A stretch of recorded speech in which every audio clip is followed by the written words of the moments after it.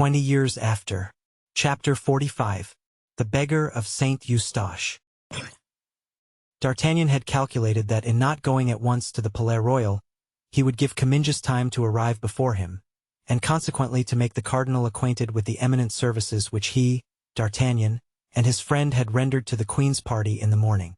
They were indeed admirably received by Mazarin, who paid them numerous compliments, and announced that they were more than half on their way to obtain what they desired, namely, D'Artagnan his captaincy, Porthos his barony. D'Artagnan would have preferred money in hand to all that fine talk, for he knew well that to Mazarin it was easy to promise and hard to perform.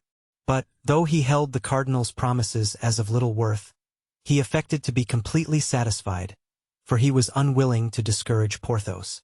Whilst the two friends were with the cardinal, the Queen sent for him. Mazarin, thinking that it would be the means of increasing the zeal of his two defenders if he procured them personal thanks from the Queen, motioned them to follow him. D'Artagnan and Porthos pointed to their dusty and torn dresses, but the cardinal shook his head. "Those costumes," he said, "are of more worth than most of those which you will see on the backs of the Queen's courtiers. They are costumes of battle." D'Artagnan and Porthos obeyed. The court of Anne of Austria was full of gaiety and animation, for, after having gained a victory over the Spaniard, it had just gained another over the people. Broussel had been conducted out of Paris without further resistance, and was at this time in the prison of Saint-Germain, while Blancmesnil, who was arrested at the same time, but whose arrest had been made without difficulty or noise, was safe in the castle of Vincennes. Comminges was near the Queen, who was questioning him upon the details of his expedition, and everyone was listening to his account, when D'Artagnan and Porthos were perceived at the door, behind the cardinal. "Ah, madame," said Comminges, hastening to D'Artagnan. "Here is one who can tell you better than myself, for he was my protector. Without him I should probably at this moment be a dead fish in the nets at St. Cloud, for it was a question of nothing less than throwing me into the river. Speak, D'Artagnan, speak." D'Artagnan had been 100 times in the same room with the Queen since he had become lieutenant of the Musketeers, but Her Majesty had never once spoken to him. "Well, sir," at last said Anne of Austria, "you are silent after rendering such a service?" "Madame," replied D'Artagnan, "I have not to say, save that my life is ever at your Majesty's service, and that I shall only be happy the day I lose it for you." "I know that, sir. I have known that," said the Queen, "a long time, therefore I am delighted to be able thus publicly to mark my gratitude and my esteem." "Permit me, madame," said D'Artagnan, "to reserve a portion for my friend. Like myself," he laid an emphasis on these words, "an ancient musketeer of the Company of Treville. He has done wonders." "His name?" asked the Queen. "In the regiment," said D'Artagnan. "He is called Porthos." The Queen started. "But his true name is the Chevalier du Vallon." De Bracieux de Pierrefens, Adid Porthos. "These names are too numerous for me to remember them all, and I will content myself with the first," said the Queen graciously. Porthos bowed. At this moment the coadjutor was announced. A cry of surprise ran through the royal assemblage. Although the coadjutor had preached that same morning, it was well known that he leaned much to the side of the Fronde, and Mazarin, in requesting the Archbishop of Paris to make his nephew preach, had evidently had the intention of administering to Monsieur de Retz one of those Italian kicks he so much enjoyed giving. The fact was, in leaving Notre Dame the coadjutor had learned the event of the day. Although almost engaged to the leaders of the Fronde, he had not gone so far but that retreat was possible should the court offer him the advantages for which he was ambitious, and to which the coadjutorship was but a stepping-stone. Monsieur de Retz wished to become archbishop in his uncle's place, and cardinal, like Mazarin, and the popular party could with difficulty accord him favors so entirely royal. He therefore hastened to the palace to congratulate the Queen on the Battle of Lens, determined beforehand to act with or against the court, as his congratulations were well or ill received. The coadjutor possessed, perhaps, as much wit as all those put together who were assembled at the court to laugh at him. His speech, therefore, was so well turned, that in spite of the great wish felt by the courtiers to laugh, they could find no point on which to vent their ridicule. He concluded by saying that he placed his feeble influence at Her Majesty's command. During the whole time he was speaking, The queen appeared to be well pleased with the coadjutor's harangue, but terminating as it did with such a phrase, the only one which could be caught at by the jokers, and turned around and directed a glance toward her favorites, which announced that she delivered up the coadjutor to their tender mercies. Immediately the wits of the court plunged into satire. Nogentbuten, the fool of the court, exclaimed that the queen was very happy to have the succor of religion at such a moment. This caused a universal burst of laughter. The Count de Villeroy said that he did not know how any fear could be entertained for a moment, when the court had to defend itself against the Parliament and the citizens of Paris. His Holiness the coadjutor, who by a signal could raise an army of curates, church porters and vergers. The Maréchal de la Meilleraie added that in case the coadjutor should appear on the field of battle, it would be a pity that he should not be distinguished in the mêlée by wearing a red hat, as Henry IV had been distinguished by his white plume at the Battle of Ivry. During this storm, Gondy, who had it in his power to make it most unpleasant for the jesters, remained calm and stern. The queen at last asked him if he had anything to add to the fine discourse he had just made to her. "Yes, madame," replied the coadjutor. "I have to beg you to reflect twice ere you cause a civil war in the kingdom." The queen turned her back and the laughing recommenced. The coadjutor bowed and left the palace, casting upon the cardinal such a glance as is best understood by mortal foes. That glance was so sharp that it penetrated the heart of Mazarin, who, reading in it a declaration of war, seized D'Artagnan by the arm and said, "If occasion requires, monsieur, you will remember that man who has just gone out, will you not?" "Yes, my lord," he replied. Then, turning toward Porthos, "The devil!" said he. "This has a bad look. I dislike these quarrels among men of the church."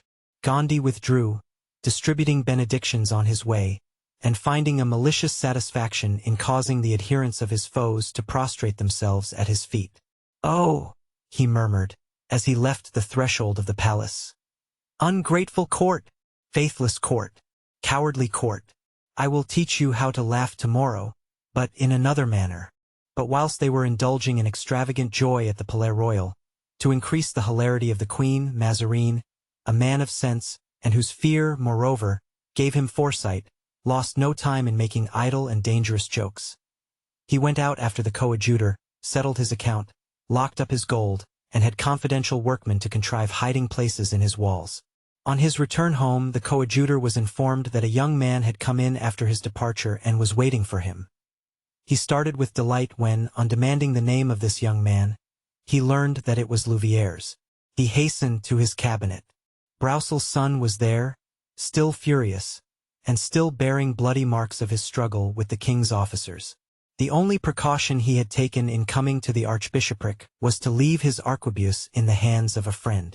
The coadjutor went to him and held out his hand.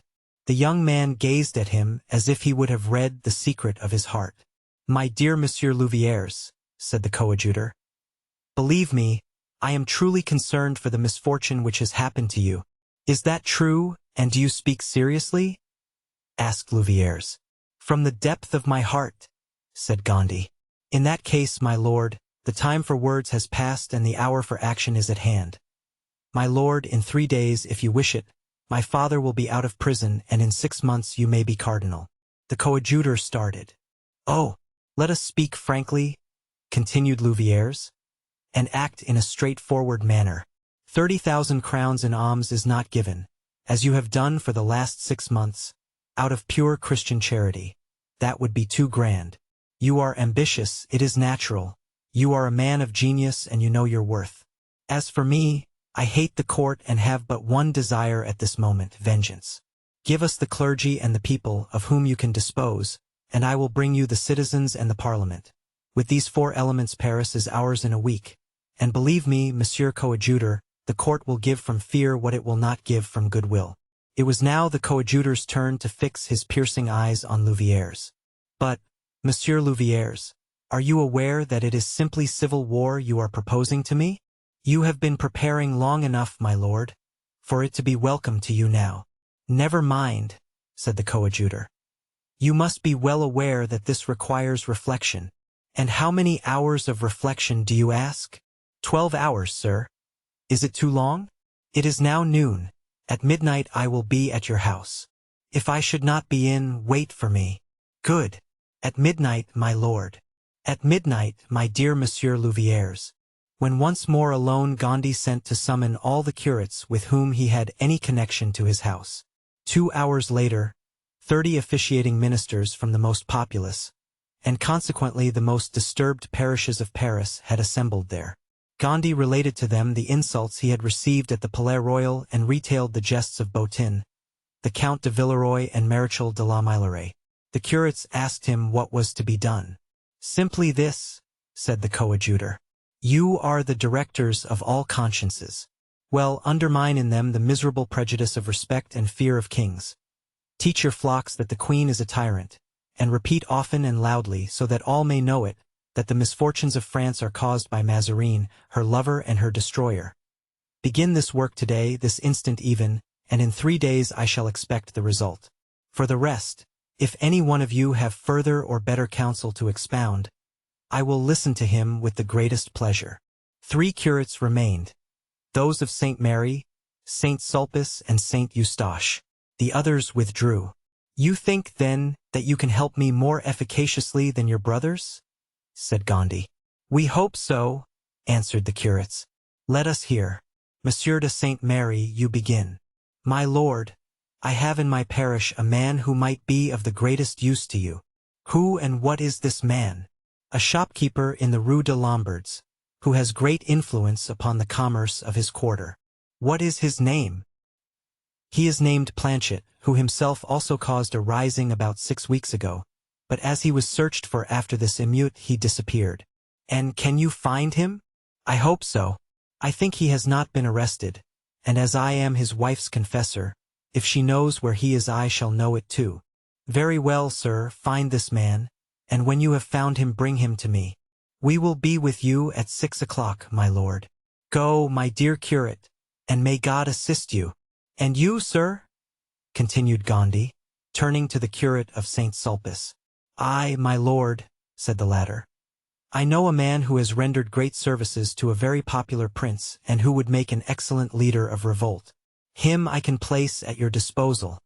It is Count de Rochefort. I know him also, but unfortunately he is not in Paris. My lord, he has been for 3 days at the Rue Cassette. And wherefore has he not been to see me? He was told. My lord will pardon me. Certainly, speak. That your lordship was about to treat with the court. Gandhi bit his lips. They are mistaken. Bring him here at 8 o'clock, sir, and may heaven bless you as I bless you. And now, 'tis your turn, said the coadjutor, turning to the last that remained. Have you anything as good to offer me as the 2 gentlemen who have left us? Better, my lord. Diable! Think what a solemn engagement you are making. One has offered a wealthy shopkeeper, the other a count. You are going, then, to offer a prince, are you? I offer you a beggar, my lord. Ah, said Gandhi, reflecting. You are right, sir. Someone who could raise the legion of paupers who choke up the crossings of Paris. Someone who would know how to cry aloud to them, that all France might hear it, that it is Mazarin who has reduced them to poverty. Exactly your man. Edre. And the man. A plain and simple beggar, as I have said, my lord, who asks for alms, as he gives holy water. A practice he has carried on for 6 years on the steps of Saint Eustache. And you say that he has a great influence over his compeers? Are you aware, my lord, that mendacity is an organized body, a kind of association of those who have nothing against those who have everything? An association in which everyone takes his share. One that elects a leader?